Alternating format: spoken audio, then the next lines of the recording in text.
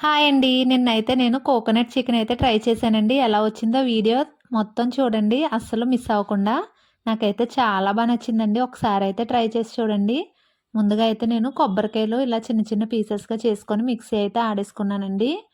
తర్వాత అయితే మనం ఒక మిక్సీ జార్‌లో ఇలాగ దాల్చిన చెక్క, లవంగాలు, ధనియాలు, జీలకర్ర, ఇంకా కొద్దిగా మిరియాలు అన్నీ వేసేసుకొని మిక్సీ పట్టేసుకోవాలి. ఇప్పుడైతే మనం కొబ్బరి పాలైతే తీసుకోవాలండి. కొబ్బరి ముక్కల్ని ఇలాగ 2 సార్లు అయితే మిక్సీ ఆడేసుకొని ఇలాగ చిక్కగా పాలైతే తీసేసుకొని పక్కన పెట్టుకోవాలండి. ఈ కొబ్బరి పాలతో అయితే మనం చికెన్ కర్రీ అయితే చేస్తున్నాం అనమాట. చాలా టేస్ట్‌గా ఉందండి. నాకైతే చాలా నచ్చేసింది. ఇలా ముందుగా కొబ్బరి పాలైతే తీసి పక్కన పెట్టేసుకోవాలండి. నెక్స్ట్ అయితే మనం ముందుగా వేసుకున్నాం కదా! మసాలా దినుసులన్నీ కూడా వేసి మిక్సీ ఆడేసుకొని పక్కన పెట్టుకోవాలి.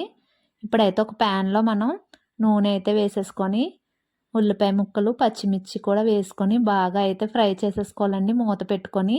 కొద్దిగా ఉప్పు వేసుకుంటే త్వరగా మగ్గిపోతుంది కదా! తర్వాత అందులోనే కొద్దిగా పసుపు కూడా వేసేసుకొని మూత అయితే పెట్టేసుకున్నాను. ఇక్కడ ఉల్లిపాయలైతే బాగా మగ్గిపోయాయండి. ఇప్పుడైతే అల్లం వెల్లుల్లి పేస్ట్ కూడా వేసేసుకొని బాగా ఫ్రై చేసేసుకోవాలి. అల్లం వెల్లుల్లి వేసిన తర్వాత మనం కొంచెం సేపు వేపేసుకున్న తర్వాత చికెన్ అయితే యాడ్ చేసేసుకోవాలండి. ఇక్కడ నేను బాయిలర్ చికెన్ కాకుండా పారం కోడి ఉంటుంది కదండీ! ఆ చికెన్ అయితే తీసుకున్నాను.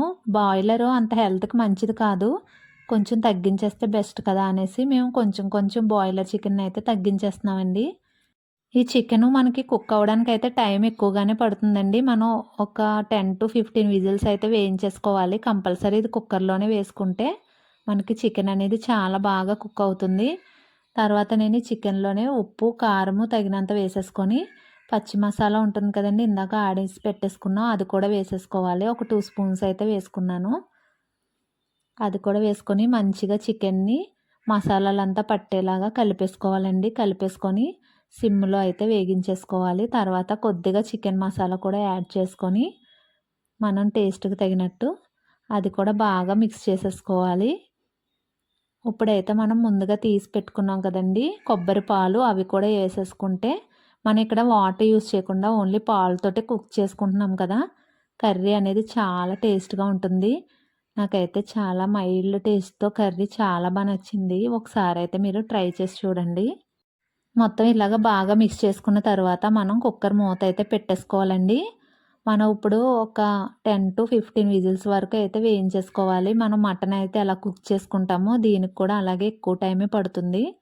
నేనైతే ఇక్కడ ఒక హాఫ్ అన్ అవర్ అయితే ఉడికించేసుకున్నాను. ఇప్పుడు నెక్స్ట్ మన కర్రీ అయితే రెడీ అయిపోయిందండి. ఆఫ్ చేసేసుకున్నాను కుక్కర్‌ని. కుక్కరు చల్లారిపోయిన తర్వాత నేను మూత తీసేసుకున్నానండి. చూసారా ఎంత బాగా కుక్ అయిపోయిందో చికెను. నేనైతే ఇప్పుడు దీన్ని మట్టి పాత్రలోకి అయితే ట్రాన్స్ఫర్ చేసుకుంటున్నానండి. నేను చికెన్ కర్రీ ఎప్పుడు వండినా ఈ మట్టి పాత్రలోనే చాలా బాగుంటుంది టేస్ట్ అయితే.